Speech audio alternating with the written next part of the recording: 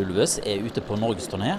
Nå er det knapt med tid, og flyrutene mellom byene på Vestlandet er begrenset. Så er det hendigt med et trumfkort.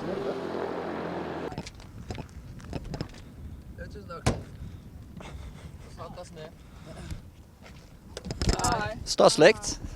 Staslig. Ja, fint. Og fine veier. Ja, bare så lite skyer. Langt land, vet du, det eneste måten å bevege seg rundt på. Ja, det er jo jeg som har papirene på å være pilot, men jeg har jo ikke papirer på å være flyvertinne, så vi krangler litt. Hva gjorde du på? Jeg så film. Det er det som er Han digg. var ganske tidlig om å få isolert lyden. Jeg liker jo ikke å fly sånn som dette. Det er jo mest for Vegard sin del at vi flyr sånn.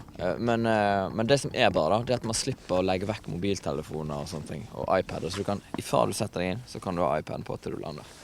Og det er jo det er jo den eneste asseten som Alan Fag har i forhold til de fleste andre rutefly. We in Fag Air. En dag som dette her er jo helt kanon. Dette er jo sånn som dette her, det er greit nok, det er litt sånn traktor, det må man innrømme. Skulle helst ha hatt en sånn blåsemotor i stedet for skrumotor. Men bortsett fra det så er det jo utrolig komfortabel måte å reise på. Og så er det mye billigere enn en sånn blåsemotor. Det er helt greit. Moped. Men hadde du villet kjøre, det er det som er spørsmålet. Jeg hadde ikke villet kjøre, og det gikk ikke fly. Nei, det gikk ikke fly. Så dette er topp. Altså, Og for et land vi har. Ja, I dag var det med godsida til oss. Men hva sa du nå igjen, Bård? Fikk du sett mye av den flotte naturen? Det er et legitimt spørsmål. Jeg satt og dunket i han litt av og til. Nei, men altså, Norge er jo fint, og det vet jeg fra før, så jeg trengte bare å konstatere at ja, i dag er en sånn dag der Norge er fint, da bare henter det frem. Ja. Fint Norge, det har jeg. Så jeg så mest film, jeg gjorde det. Hva så du da? Jeg så Ted. En film jeg hadde veldig lave forventninger til, men jeg innfridde faktisk. Det var ikke så gale det. Han innfører disse de lave forventninger, det er ikke så galt. Nei. Noen fordeler er det med storebror bak spakene. Men ok, du kan spørre meg om ting du får lov til å gjøre. Ha med stor kjøttøks. Ja, Det er greit. Ja. Får jeg lov å ha med sånn sliperedskap og sitte bak og slipe hele flyturen? Ja. Jeg stoler på deg. Ja. Fyrverkeri. Ha med? Ja. Men jeg vil ha pakket det, fått lov å pakke det inn i en litt sånn ok beholder. Kan du få lov å sitte sånn? Jeg vet ikke helt, nei. Sånn da. Selv med flere møter og intervjuer i forskjellige byer, lar ikke Ylvis seg stresse. Nei, det er helt fint det. Nå er vi jo på turné, og turnédagene kan jo fort bli fulle av tull.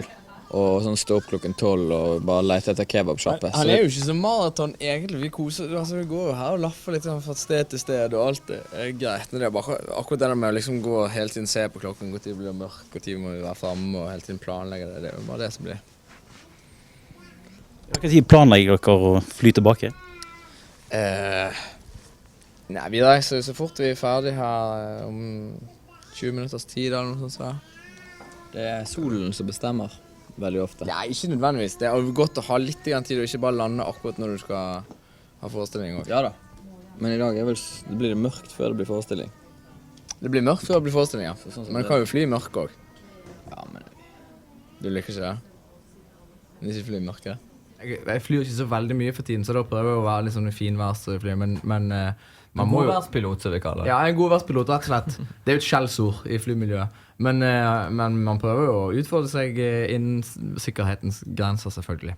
Det har som sagt sine fordeler med å kunne fly selv, men også sine begrensninger. Akkurat sånne oppdrag som dette her, når man skal i et møte, eller man skal møte noe passe og sånn så når det er litt ukurant, for eksempel man skal nå skulle vi fra Molde til Haugesund og tilbake til Ålesund. Det er jo helt forferdelig å få til med rutetrafikk. SAS har lagt ned den ruten. Ja, akkurat den ruten har blitt lagt ned. Og så i tillegg at det ikke er liksom essensielt at vi må være her. Det er liksom ikke verdens undergang hvis vi ikke kommer hit. Da kan vi ta det en dag senere eller noe sånt. Men å drive og fly rundt på turné til spillesteder og sånt, det er litt mer sketchy, fordi at hvis det begynner å snø litt igjen, så er det litt dumt.